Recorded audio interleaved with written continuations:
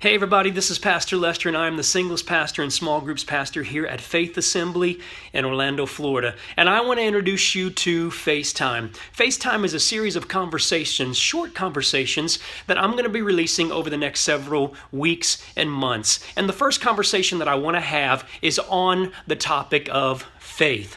In fact, more so faith and obedience. James 2 verse 20 says, faith without works is dead.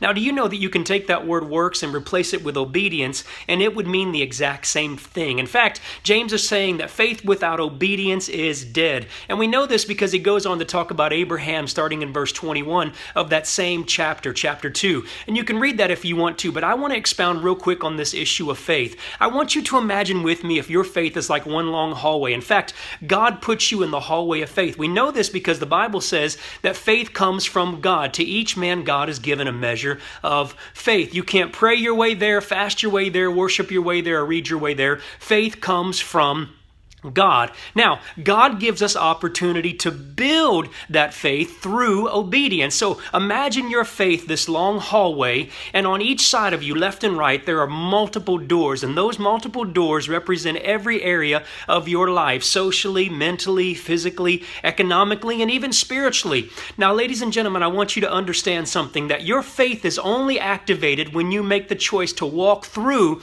the door of obedience, because you see, God is revealed on the other side of that door. And oftentimes we are afraid to walk through those doors because we're afraid of not knowing what's on the other side. We're afraid of stepping out into the unknown. And that's because we serve an unseen God. We can't see him in the natural. So the only way that God is revealed, ladies and gentlemen, is through our willingness to be obedient. And that's what James is talking about here. Faith is just a term unless it's activated by our obedience. So I want to challenge you today, take the step of faith, walk through those doors of obedience that God is speaking to you in your life concerning every area of your life, so that you can experience God and see the unseen God revealed on the other side of the door. God bless you.